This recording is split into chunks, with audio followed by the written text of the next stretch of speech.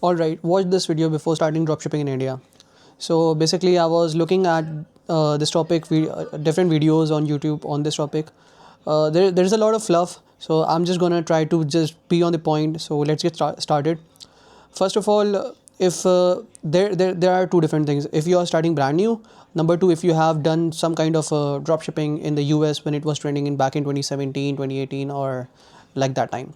So for the people who are starting new, first of all, drop shipping is something where you list some item, some goods on your website. You don't hold the stock, you run ads or bring the sale, you fulfill the item through someone else who has the stock, who does it for you. So this way you are not investing or any kind of money in the stocks. So you are leveraging money, the stock of someone else who is keeping it in this case for you. And so this is dropshipping. So addressing after addressing this, next thing, for the people who have done it in the US, UK, Dubai, like those market where it was prepaid. Cause in India आपके पास अगर store में prepaid का option लगा भी है, अगर आप razor पे यूज़ कर रहे हो, कुछ और भी यूज़ कर रहे हो, पेमेंट ऑप्शन है, most of the time, I mean 90% of the time, और मैं 90 कह रहा हूँ तो मैं एग्जैजरेट भी नहीं कर रहा, 90% ऑफ द टाइम तुम्हारे जो स्टोर पे सेल गिरेगी वो होगी COD. तो 90% ऑफ द टाइम वो COD होगी, प्रीपेड ऑप्शन होने के बाद भी. तो कहने का मतलब ये है, और जो आप लोगों ने करा होगा तो उसमें प्रीपेड होता है, 100% of the orders were prepaid. तो दिस इज़ समथिंग डिफरेंट. हालांकि सुनने में तो इतना डिफरेंट नहीं लगेगा, बट कंसिडर दैट जब प्रीपेड होता है तो उसके अंदर जो भी ऑर्डर आपके पास आ रहा होता है तो वो आपका कलेक्टेड रेवेन्यू ऑलरेडी होता है. इंडिया में COD पे करने की वजह से जो ऑर्डर आपके पास आ रहा है शॉपिफाई डैशबोर्ड पे जो आप दिखाते हो, that is not actually collected revenue. हाँ, तो मैं कह रहा था, तो उसके अंदर एक और नया कॉग आ जाता है, क्योंकि जब आपका ऐसे जनरली फिर आप देखते थे कि आपका रोयाज कितना आ रहा है प्रीपेड में, बट इसके अंदर क्या होता है, रोयाज भी आप देखोगे, उसके बाद एक और आ जाएगा फॉर्मूला के अंदर कॉग, एक और फैक्टर आ जाएगा कि डिलीवरी रेट क्या है. आप कॉस्ट ऑफ आपका रोयास इमेंसली अच्छा आ रहा है. मैं कह रहा हूँ कि $1 पे आपको $1,00,000 भी आ रहा है, $1,00,000 भी आ रहा है. $1 स्पेंड करने पे $1,00,000 भी अगर आपको मिल रहे हैं, बट अगर डिलीवरी नहीं अच्छी है तो कलेक्टेड रेवेन्यू कुछ नहीं होगा, जो कि सब कुछ बेकार है. मतलब $10 भी आपने लगाए 10 लाख की सेल लाने में, पर वो $10 आपके लॉस होगा, क्योंकि एक्चुअल कलेक्टेड रेवेन्यू हुआ ही नहीं. तो इस चीज़ को कंसिडर करो.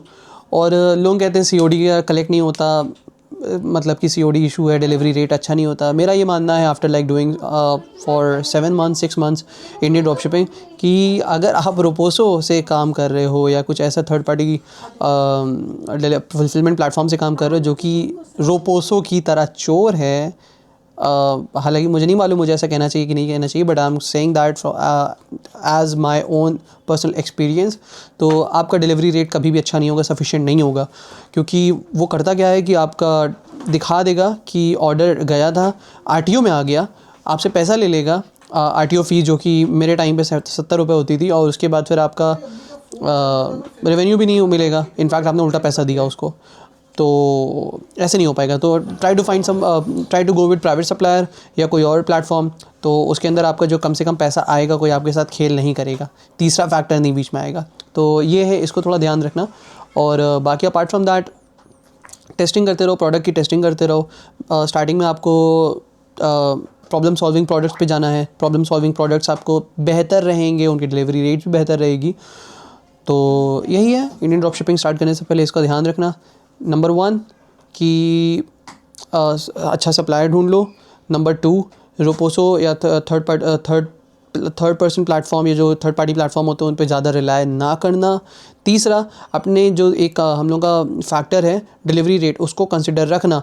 मैंने कई बार ऐसा सुना है और देखा है कि लोग क्या करते हैं कि अगर उनको एक प्रॉफिटेबल रोयाज मिल रहा होता है, प्रॉफिटेबल कॉस्ट CPP पे होते हैं, कॉस्ट पर परचेज पे, कि अगर वो $70 खर्च करके $700 की सेल कर रहे हैं, तो वो क्या करते हैं कि वो बस उसको स्केल कर देते, they scale it to the moon. फिर बाद में पता चलता है मेजॉरिटी ऑफ उनके जो ऑर्डर थे वो बिहार या वेस्ट बंगाल के छोटे से कस्बे से आ रहे थे, और लोगों ने उसको एक्सेप्ट भी नहीं करा. And at the end of the day उनने लाखों रुपए ऐड पे खर्च कर दिए, और डिलीवरी रेट नहीं हुआ तो उनका कुछ भी पैसा नहीं. इनफैक्ट मतलब कि कुछ भी सामान, मतलब कि रेवेन्यू कलेक्ट नहीं हुआ तो उनका सब कुछ लॉस में चला गया. तो इसको ध्यान रखना. 100 जब ऑर्डर्स आ जाएँ उसके बाद फिर आप एड्स को पॉज कर देना, देखना डिलीवरी रेट क्या है, डिलीवरी रेट आपका प्रॉफिटेबल है, उसके बाद स्केल करना। और कहते हैं हाँ 100 पे, 100 के बाद फिर 200 ऑर्डर्स पे, फिर 400 ऑर्डर्स पे रुक के देखना। तो this is something which you should consider और which you should keep in your mind. So basically I did not had any kind of script. Basically मैं बस वीडियो का टाइटल यहाँ पे देख रहा हूँ, वो जो भी मेरे जहन में आ रहा है बताने के लिए मैं बता रहा हूँ। तो आई थिंक अगर इन 3-4 चीज़ों का आप ख्याल रखोगे तो you will be way better off. So that's it, see you in the next video, bye.